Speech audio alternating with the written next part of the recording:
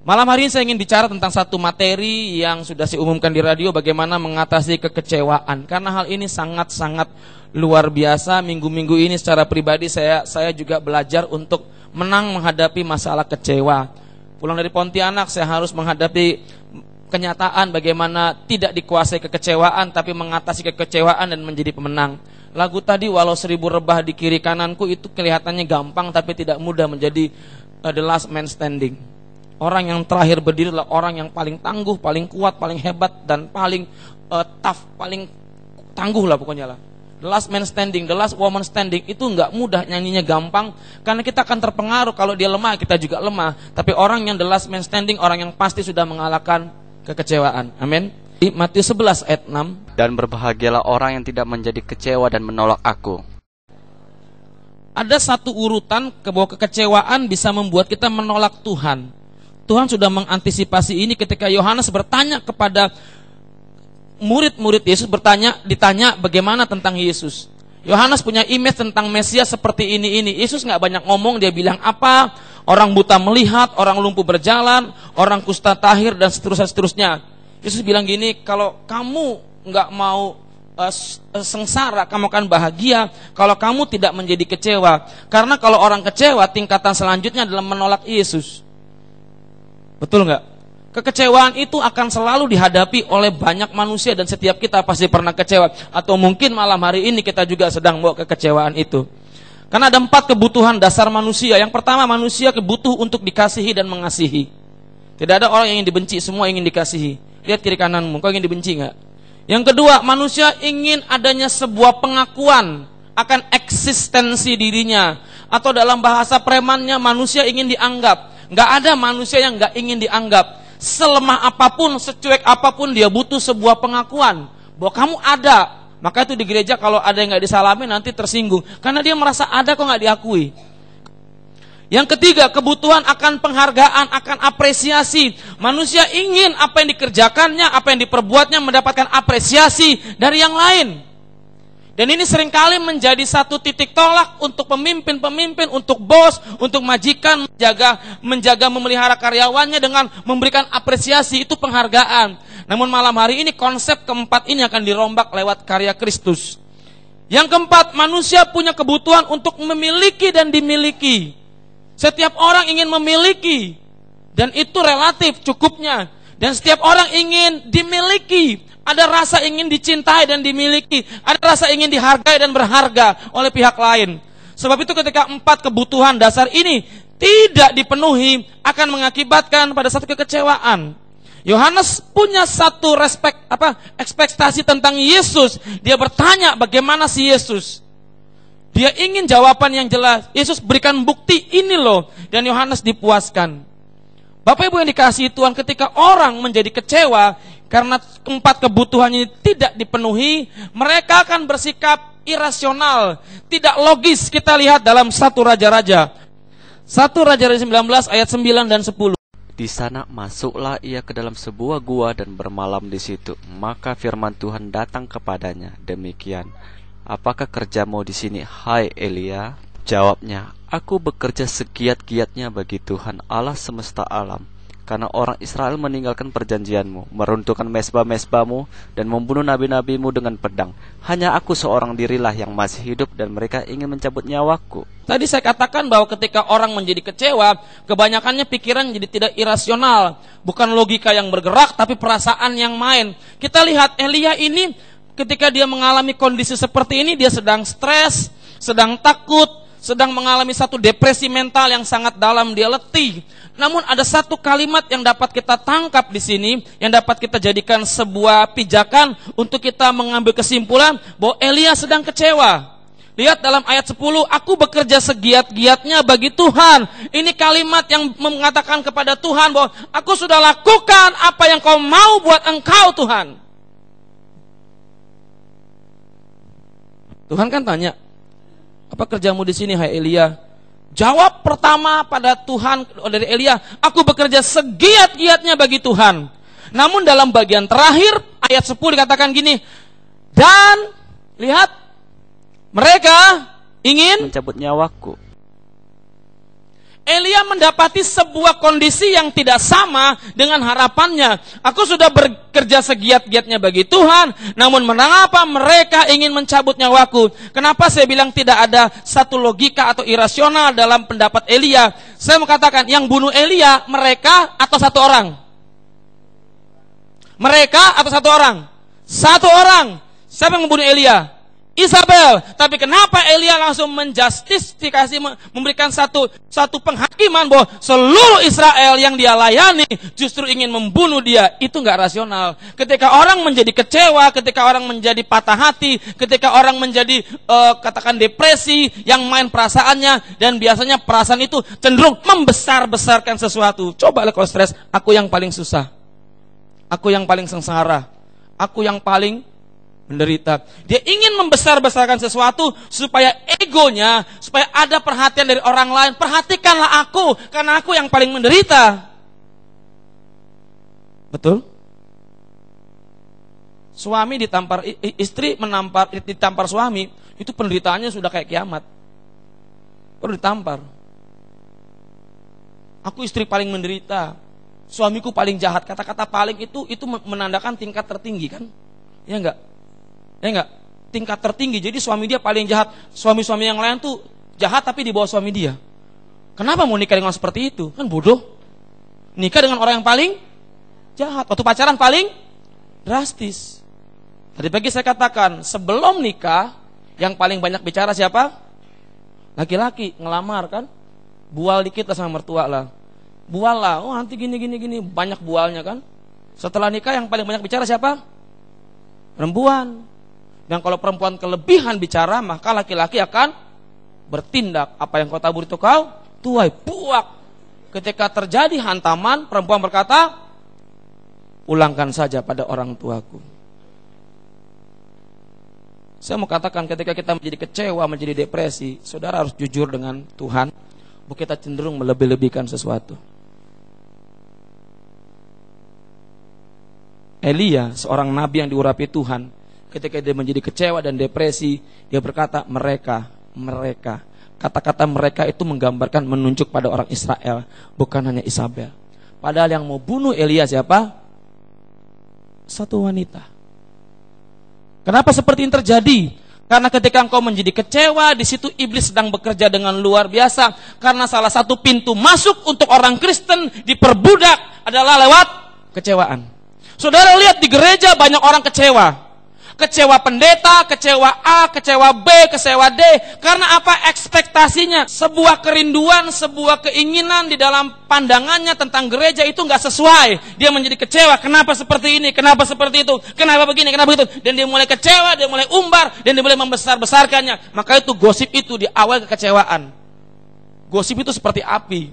Cuma sekecil gini ditambah bensin, bisa membakar gereja. Maka itu kalau gereja banyak gosip, banyak ngomong, itu cepat pecah. Maka itu saya buka kesempatan. Kalau ada sesuatu, ngomong ke pendeta supaya kita bisa redam. Kalau itu betul, jadi koreksi. Kalau itu salah, hentikan. Elia mencoba untuk memahami satu kondisi yang dia alami bukan dengan daya nalar dia, tapi dia mencoba mereka-reka dengan perasaan yang begitu terluka. Dia mencoba menebak akhir dari sebuah pergumulan yang dia hadapi. Dia berkata, Tuhan kalau gitu aku mati saja. Elia pernah hampir bunuh diri dan dia sangat kecewa. Kekecewaan bisa membuat seseorang berpikir untuk mengakhiri hidupnya, karena pikir itu akhir dari sebuah perjalanan.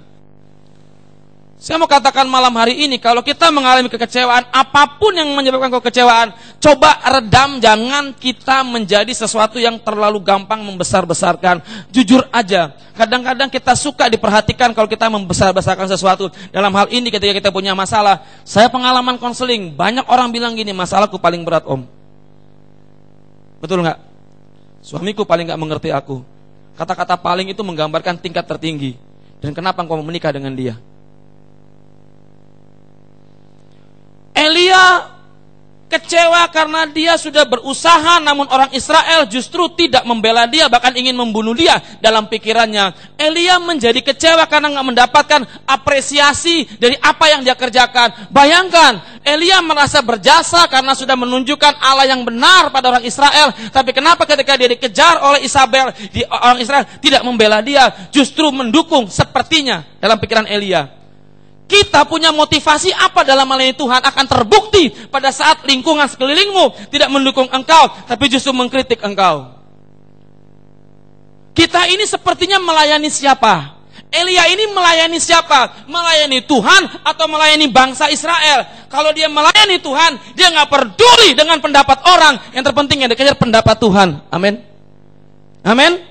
Banyak orang kecewa, aku sudah mimpin pujian bagus om, kenapa nggak dipuji? No, pujian manusia itu relatif dan bisa berubah sesuai dengan suasana hati sang pemberi pujian. Setuju? Setuju? Betul Pak Hakim? Kalau saya traktir seseorang makan makanan mewah, dia akan bilang saya, Bapak Roni baik, sungguh amat baik. Tapi kalau saya kritik dia karena dia berbuat salah, dia bilang gini, Bapak Roni jutek, menyebalkan sekali. Kenapa? Karena standar orang kebaikan itu apa yang menguntungkan buatku.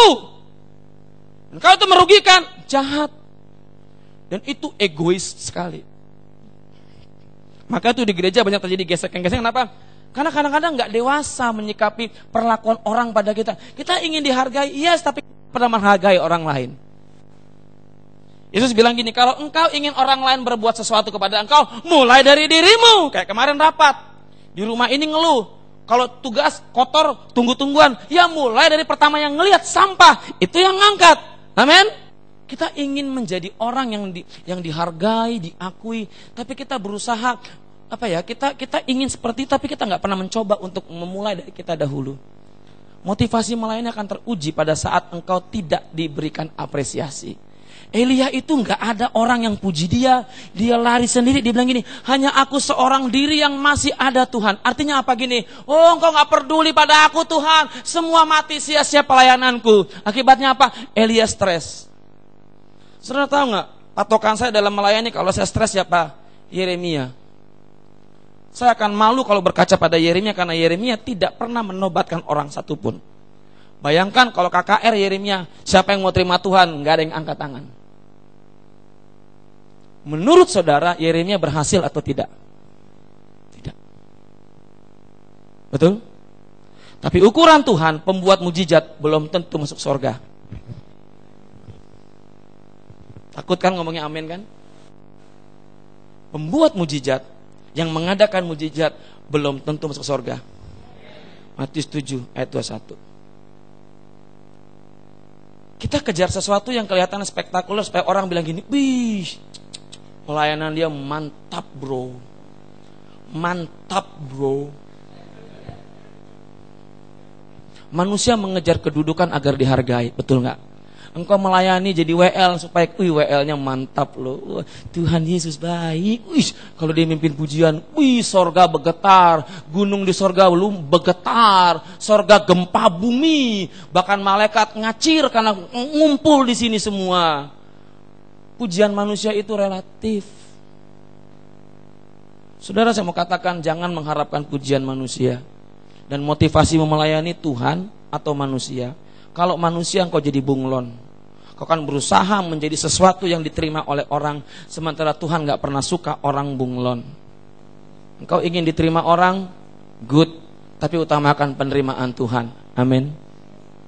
Kadang-kadang kita akan bersinggungan dengan orang karena kita taat sama Bapa. Kenapa? Dunia akan menolak orang yang taat sama Tuhan. Karena apa? Kita bukan dari dunia. Kita akan menjadi orang yang akan dibenci dunia karena kita menerapkan nilai-nilai yang asing dengan dunia dan berlawanan dengan dunia. Di situ kita diuji, apakah kita betul-betul motivasinya berkenan pada Tuhan atau pada manusia. Karena nilai dunia tidak pernah bisa sesuai dengan nilai Tuhan. Di situ kau pilih yang mana. Kalau kau melayani karena nilai dunia, jadi bunglon. Depan atasan, manismu kelihatan. Atasan pergi, serapahmu keluar.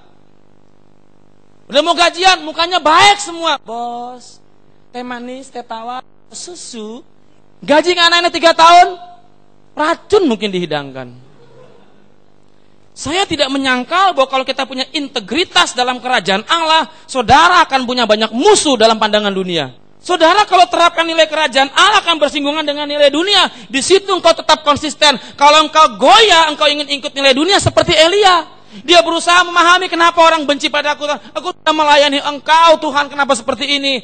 Depresi kita kadang-kadang ketika nilai dunia mendesak kita, cacian orang mendesak kita, sementara kelihatannya Allah diam. Hei, perhatikan baik-baik. Dalam ayat selanjutnya, Allah tidak diam. Allah suruh Elia keluar. Allah nggak tunjukkan guntur dan angin ribut. Allah tunjukkan angin yang lembut. Orang stres dikasih petir mati nggak? Udah. Wah, mati. Allah tahu memperlakukan kita. Maka itu jangan pernah ragu datang kepada Tuhan. Khotbah ini lahir Jumat malam, ketika tengah malam saya berdoa, waktu itu hujan. Saya pulang Ponti kecewa. Istriku tahu kenapa. Saya mencoba mempertahankan sebuah nilai integritas yang menurut saya itu benar. Sampai saya bilang seperti ini, gimana kita mau berbicara pada jemaat, pada bawahan kita, kalau kita bisa mengkotak-katik sesuatu menurut maunya kita. Nah itu kan, dalam organisasi itu selalu ada politik, Ron. Kamu harus belajar gini-gini. Saya marah. Teman saya colek. Yang ngomong bapak-bapak kita. Dan saya harus tunduk. Pulang saya salami. Tapi di hati saya berkata gini, kenapa seperti ini? Saya mau coba berontak. Tapi saya terhalang pada satu pengajaran. Upah penghormatan. Pak! Ditampar lagi. Ron, engkau yang ngajar. Tunduk. Saya tetap menghormati beliau. Dan saya tunggu saatnya. Saya terapkan idealisme yang saya miliki. Amin. Saudara, saya mau katakan hari ini, jangan coba menjadi bunglon. Dan jangan coba minta puji sama yang lain. Jangan coba. Jangan coba orang Kristen bukan penjilat pada atasan. Engkau baik sama atasan karena Yesus yang perintahkan, bukan menjilat. Tuhan tahu memperlakukan kita. Tuhan mengerti bagaimana mengurus orang yang stres. Namun kita kadang-kadang kalau udah stres, udah depresi, udah kecewa, pikiran, logika kita hilang, perasaan yang main. Dan di situ kita mencoba mendikte Tuhan, menghakimi Tuhan. Kecewa itu banyak, bisa sama lingkungan, sama keadaan, bahkan bisa kecewa sama pendeta, bahkan kecewa sama Tuhan. Kalau sudah demikian kita merasa paling benar, betul nggak? Orang kecewa biasanya merasa paling benar, paling dijolimi, paling menderita, dan itu sebetulnya dia sedang berada pada titik kesombongan di bawah level Lucifer. Baru tahu kan kebenaran ini? Ketika engkau merasa paling benar, lihat orang kecewa menghakiminya kuat nggak? Kuat. Yang bisa menghakimi sebetulnya hanya Tuhan. Ingat ketika Adam dan Hawa ngambil buah baik dan buruk, sebetulnya hanya Tuhan yang punya hak mengatakan benar dan salah. Tapi Adam dan Hawa ambil itu semua. Mereka mencoba menjadi Tuhan, menilai mana benar, mana salah. Kita kadang-kadang ada di posisi ini. Pada saat kita kecewa, kita mengambil posisi Tuhan. Kita mencoba menghakimi, menilai. Karena kita merasa kita yang paling. Elia seperti itu kan? Aku bekerja segiat-giatnya Tuhan, tapi kenapa mereka ingin membunuh aku? Siapa yang membunuh dia? Cuma satu orang kok. Cenderung membesar-besar. Lihat orang patah hati, diputusin satu cewek aja udah kayak mau mati. Kita akan bersinggungan dengan dunia. Saudara gak perlu takut ketika engkau berdiri sendiri dan orang lain tidak setuju dengan engkau. Kalau itu Tuhan kehendaki, jangan takut. Karena Tuhan suka dengan orang-orang yang punya ciri khas. Saudara ingat Daud, ingat apanya? Suka nyanyinya. Kalau saya ingat Daud, ingat pergaulannya dengan Tuhan. Saudara, di Alkitab tidak ada nabi lain yang punya persekutuan dengan Tuhan dengan indah dalam bait-bait yang tercatat, hanya Daud. Daud bisa ngomong apa saja sama Tuhan, tapi Tuhan gak pernah tempeleng Daud. Tuhan bilang gini, mulutmu kasar Daud, pak. Maka ketika seperti itu Daud bersaksi, kenapa aku seperti ini? Karena Tuhan tempeleng diriku. Supaya sembuh aku ngomong kasar lagi, pak. Jadi seimbang. Setiap minggu Daud harus tempeleng kiri, tempeleng kanan supaya seimbang. Yeremia itu nabi yang luar biasa loh. Dia gak peduli dengan hasil menurut manusia. Amin. Saudara jangan terjebak menurut hasil manusia loh. Keberhasilan manusia itu berdasarkan jumlah. Kamu hebat ya, jemaatmu 30.000. Tapi belum tentu, maaf kata, kalah dengan pendeta kampung yang jemaat cuma 12 orang tapi setianya minta ampun. Amin. Kita kejar target hari ini seminar-seminar pertumbuhan gereja, harus gereja mega church. Saya mau tanya, kalau Saro diutus ke kampung yang cuma 30 kakak, imanmu berapa puluh ribu orang? 50 ribu. Itu nyamuk, rayap kok injili semuanya. Karena apa? Kita terjebak dalam sebuah polarisasi yang dunia berikan, harus berdampak secara jumlah. No, gereja memang harus berdampak, tapi jumlah tidak membuat engkau menjadi patokan pelayanan. Kalau jemaatmu cuma 20 tapi berdampak, dahsyat. Artinya apa? Setiap jemaat harus berfungsi dan bermotivasi hanya kepada Tuhan. Jangan takut bersinggungan dengan nilai dunia. Hei engkau yang dagang, jangan hakimi pendetamu. Saya mau katakan, engkau bisa dagang dengan jujur. Amin. Jangan barang jelek digosok-gosok diganti capnya barang bagus. Sama seperti keong racun, menyengat orang. Kelihatannya makhluk lemah tapi sekali nyengat menyakiti orang. Orang Kristen dagang harus jujur, karena di situ orang akan cari siapa yang jujur. Amin. Pengusaha harus jujur, jangan banyak nipunya. Bayar pajak harus jujur yuk. Siapa yang bayar pajak nggak jujur bertobat. Karena di sorga Tuhan sudah bilang dalam Roma 13 harus bayar. Catat ayat itu, Roma 13, orang Kristen harus bayar pajak. Yesus pun bayar pajak. Kita masa nggak bayar pajak? Gimana mau bayar perpuluhan, pajak aja bohong? Gimana bisa mengasihi Allah yang tidak kelihatan, sementara pemerintahan yang jelas-jelas ada kita nggak bisa kasihi? Nilai Kristen itu sulit, tapi kekristenan bukan untuk orang-orang cengeng dan gampang jatuh. Untuk orang-orang yang tangguh. Colek kiri kananmu, Kristen itu untuk orang-orang yang tangguh. Kalau nggak tangguh hari ini kita nggak pernah ada, karena ketika murid-murid ada di Yerusalem, di Roma, di Efesus, mereka mengalami penganiayaan dan hanya orang-orang yang tangguh yang bertahan. Seleksi alam berkata hanya spesies-spesies tertentu lah yang bertahan, yang bisa bertahan, yang bisa menjadikan keturunan-keturunannya terus ada. Dan saya mau katakan, orang Kristen termasuk spesies the last man standing. Amin.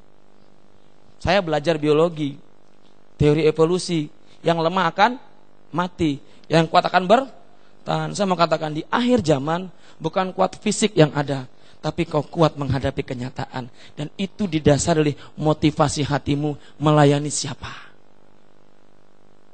Saudara tanya pendeta tuntutannya banyak. Saya khotbah keras gini, ada jemaat yang pulang begini, nyinggung. Jemaat bilangin, khotbah om mantap hari ini, saya diberkati.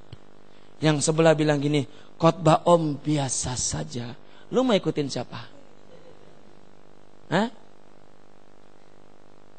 Mau ikutin siapa?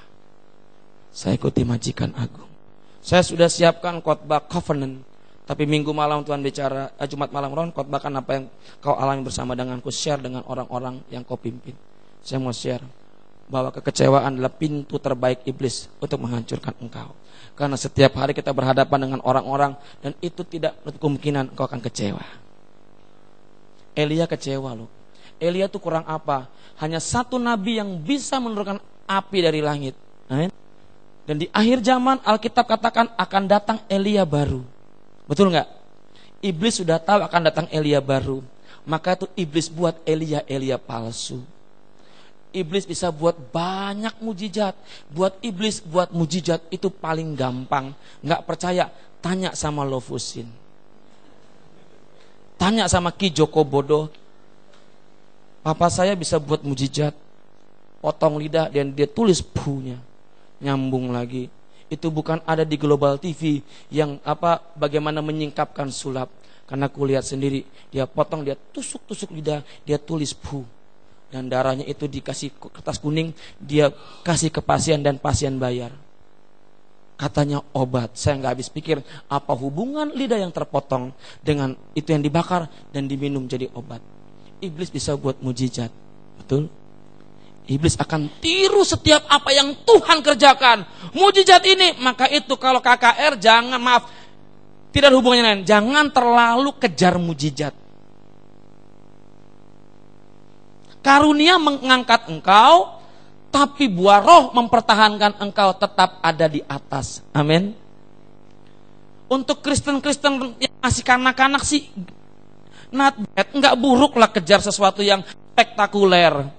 Tapi untuk Kristen yang dewasa, hal yang spektakuler itu kadang-kadang mengganggu perjalananmu dengan Tuhan. Karena fokusmu bukan lagi sesuatu yang orang lihat, tapi yang Tuhan lihat. Dan itu tidak membutuhkan sesuatu yang spektakuler. Karena karaktermu akan diasah lewat orang-orang di sekelilingmu. Dan itu menyakitkan. Engkau ada di ruang doa, mengeluh, mengerang kepada Tuhan. Percayalah, pada saat engkau berjalan bersama dengan Tuhan, engkau dipenuhi oleh Yesus Kristus. Kehidupanmu, langkahmu menjadi berkat buat sekelilingmu. Amin.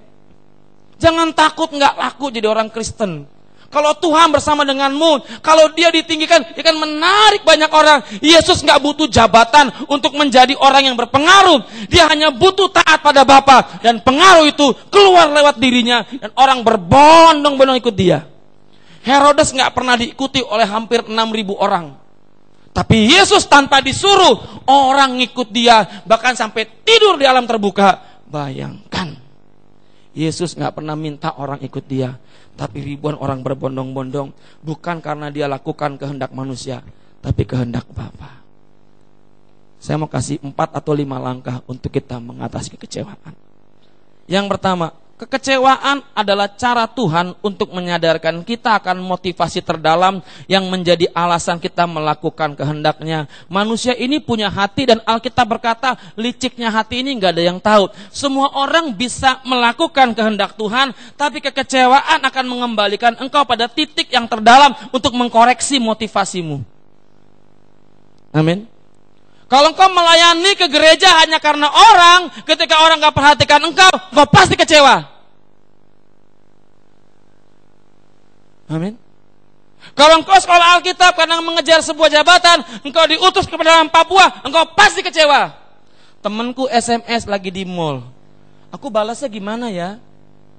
Lagi di kandang ayam. Motivasi terdalammu apa? Kekecewaan akan menjadi cermin yang paling jujur bagaimana engkau menilai dirimu dan menilai orang lain serta menilai perlakuan Allah. Kalau engkau kecewa karena keadaan ini, engkau harus tahu bahwa ketika engkau melayani, motivasimu apa. Kalau engkau cari materi dengan materi sedikit, engkau pasti kecewa. Maka itu di gereja ini, kalau engkau cari kaya, cari gereja lain. Karena ini gak pernah mengajarkan orang untuk cari kaya dari Tuhan. Karena Tuhan sudah janji, cari dahulu kerajaan Allah, maka semuanya itu akan diberikan pada colek kiri kananmu, padamu dan diriku. Engkau cari kaya di gereja, rugi. Di gereja bayar perpuluhan, iuran pembangunan, mending kau ke Gunung Kawi sekali bayar, beres. Tapi akhir zaman kita akan berpisah. Engkau menuju kandangnya iblis, aku menuju rumah Bapa. Bye.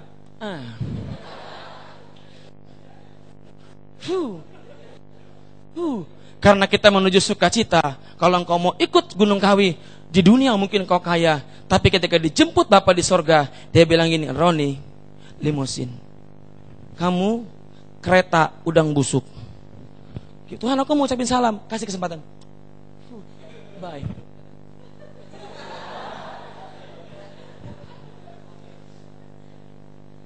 Saya mau katakan malam hari ini kau harus jujur. Memberimu untuk apa? Engkau memberi untuk apa? Supaya engkau diberkati. Benar. Tapi jangan sampai itu jadi motivasimu mengejar berkat karena engkau memberi. Memberi ya memberi.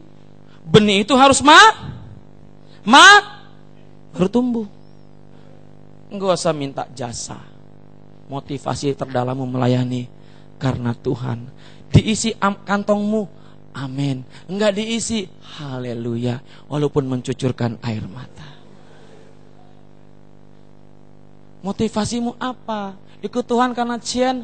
No, ikut Tuhan karena masalahmu mau selesai, cari ke psikiater. Tuhan gak pernah mau gampangan sama orang yang punya masalah. Dia akan korek, kenapa kau punya masalah, kenapa kau punya penyakit. Penyakit itu gak langsung datang, pasti ada sebabnya. Orang kepahitan itu pintu yang bagus buat kanker, buat kista, buat segala penyakit. Orang kepahitan itu pikiran negatif terus kan, betul gak? Negatif tuh adrenalinnya naik, kondisi tubuhnya kacau, penyakit. Maka itu kalau mau sehat, hari ini buang segala kepahitanmu dan ganti dengan sukacita. Saya sekarang belajar nggak asal doakan orang sakit apa, mau sembuh tumpang tangan, enggak. Saya suruh istri saya konselingin dulu. Biasanya tuh aku benci.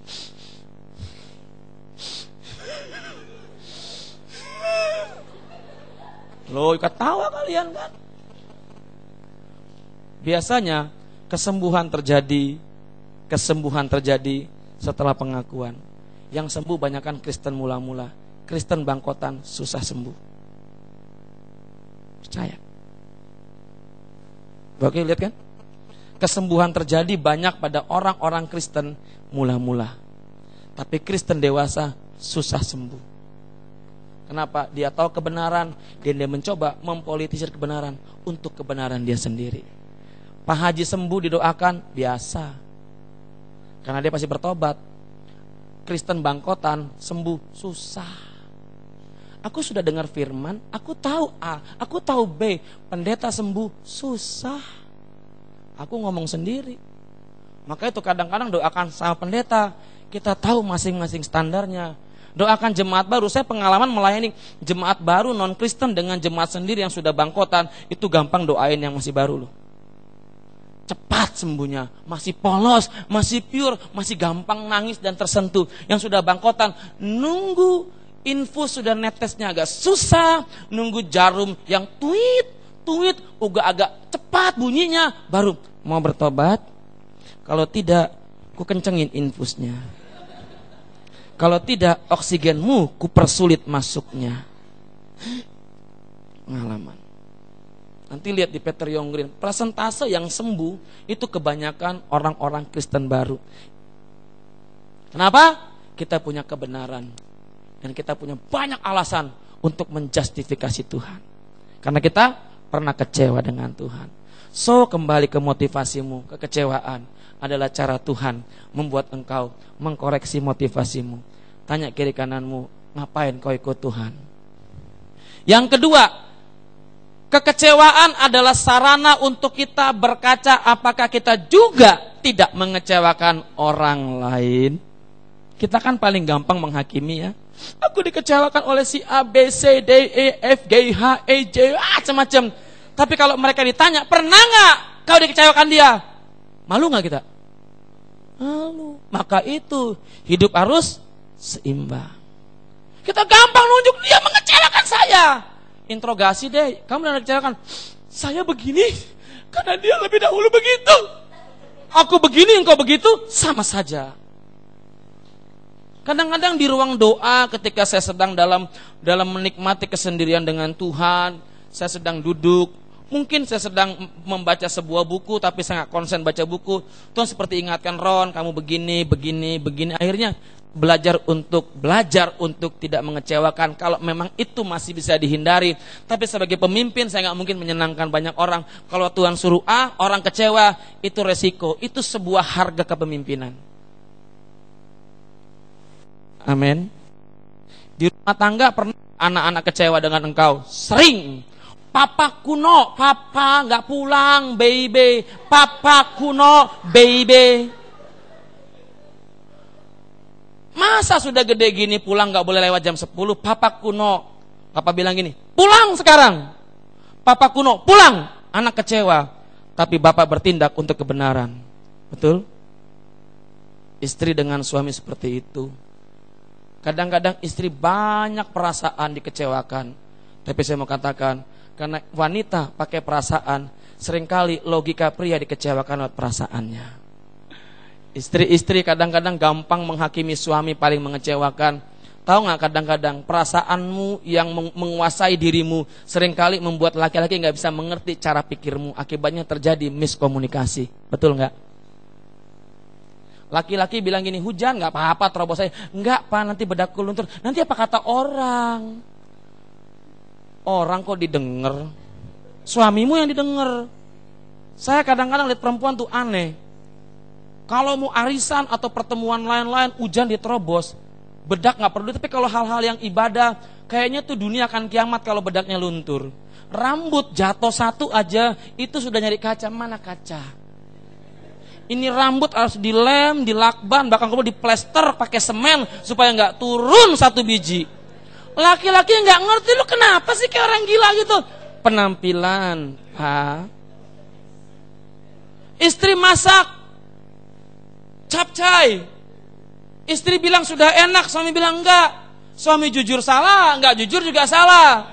Suami diam, dia bilang enggak menghargai. Cobalah mengerti, kadang-kadang laki-laki perlu diam untuk menjaga perasaan wanita. Amin laki-laki. Wih, semangat. Bayangkan, kadang-kadang diamnya laki-laki itu mencegah luka batin istri. Cantik enggak, Pak? Ini gini, bisa. Cantik. Jelek. Biasa saja. Tapi ini, aman. Lewat. Yang cantik nggak Pak? Jangan paksa laki-laki mengatakan sesuatu yang jujur di hadapan wanita, supaya jangan ada dusta di hadapan kita. Perempuan tuh kadang-kadang melukainya itu nggak pikir, dia punya perasaan kalau dia sudah enjoy dengan itu, dia nggak peduli, dia melukai banyak orang. Laki-laki pun seperti itu. Mari dalam pertengkaran menjadi cermin bagaimana kita jangan hanya menuntut dimengerti, tapi kita juga menuntut untuk mengerti orang lain. Kekecewaan mengajarkan engkau untuk mengerti orang lain. Colek kiri kananmu, kita harus mengerti orang lain. Nuntutnya dimengerti terus. Itu Kristen anak-anak itu Kristennya Upin Ipin itu. Yang ketiga, kekecewaan adalah cara Tuhan untuk membuat kita datang kepadanya. Elia dibimbing Tuhan datang ke Gunung Horeb. Di situ dia diizinkan curhat sama Tuhan. Tapi pada akhirnya kita baca ayat ini. Firman Tuhan kepadanya, pergilah, kembalilah ke jalanmu melalui padang gurun ke Damsyik, dan setelah engkau sampai, engkau harus mengurapi Hazael menjadi raja atas Aram. Kembali setelah dari Gunung Horeb Elia dipulihkan, Tuhan taruh lagi Elia bertugas. Kalau engkau kecewa, jangan lari kemana-mana, jangan minta pendapat manusia, apalagi orang gak percaya atau orang tersebut mengajarkan filosofi yang jahat. Datang kepada Tuhan. Tuhan gak bisa ngomong, yes, tapi engkau bisa bicara pada Tuhan. Amin. Orang kecewa tuh intinya dia ingin didengar, betul nggak? Dia ingin keluarkan semua unek-uneknya, dan hanya Tuhan yang sabar dengar engkau. Yang terakhir, kekecewaan adalah cara Tuhan memahami kehendak Tuhan dan keterbatasan kita, untuk kita paham bahwa kita nggak bisa hidup tanpa Dia. Saudara perhatikan, orang-orang yang bisa berdiri saat terakhir adalah orang-orang yang menang. Amin. Orang-orang yang menang adalah orang-orang yang punya persekutuan dengan Tuhan. Ayatnya mana? Yesaya 40:30. Orang-orang yang nanti-nantikan Tuhan akan mendapat kekuatan baru. Saya mau katakan, kalau engkau gak punya persekutuan dengan Tuhan, gak punya waktu dengan Tuhan, jangan pernah nyanyi kita lebih dari pemenang. Bullshit. Apanya memenang? Kita lebih dari pemenang. Saya lebih dari pemenang. Saya agak resisten atau agak anti gitu. Kita kadang-kadang terlalu gampang munafik sama Tuhan. Hei, kalau engkau gak punya persekutuan dengan Tuhan, jangan tuntut orang mendoakan engkau, tapi mulailah engkau berdoa untuk dirimu sendiri. Tuhan pasti menggerakkan orang untuk berdoa untukmu tanpa kau minta. Jangan promosikan masalahmu. Doain aku ya Priska ya, aku punya masalah. Doakan. Dia gak berdoa, dia asik dugem nonton sinetron macam-macam. Orang seperti ini kalau gak ada mujizat, wajar gak? Wajar. Tapi Tuhan bisa menggerakkan orang untuk berdoa untukmu kalau engkau punya waktu. Saya mau katakan, kalau engkau dekat dengan Tuhan, akan ada orang yang Tuhan gerakkan untuk berdoa bagimu tanpa engkau minta. Tapi kalau engkau gak pernah berdoa, jangan obral masalahmu. Doakan ya. Kamu doa gak? Enggak. Ini ngapain? Kinta Fitri season 6. Ini lagi ngapain? Itu Indonesian Got Talent. Doa gak? Engkau suruh orang berdoa, engkau gak berdoa, itu kurang ajar namanya. Ngerti gak? mulai hari ini saya nggak larang engkau minta dukungan doa, tapi engkau harus mulai berdoa. Amin? Oh, aminnya pelan tuh kan. Saya nggak larang engkau minta dukungan doa, tapi konsisten mulailah berdoa sebelum minta orang lain mendoakanmu. Amin? Gitu dong, takut banget. Jangan mendoakan ya, saya mau ini. Kau berdoa dulu.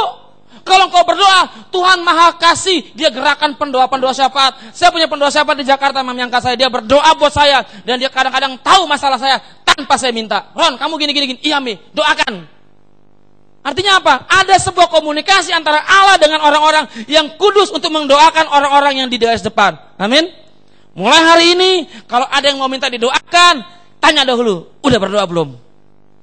Sudah, baru kita doakan. Kalau belum, berdoa dulu. Tapi kalau sudah mau mati, doakan. Jadi malam hari ini kita mau menjadi pemenang. Amin. Jangan khawatir hadapi kekecewaan. Kekecewaan itu hal biasa. Suami istri bisa kecewa, sesama jemaat bisa kecewa, tapi kita harus menang. Karena kekecewaan cara Tuhan untuk mendewasakan kita. Kita bangkit berdiri bersama-sama.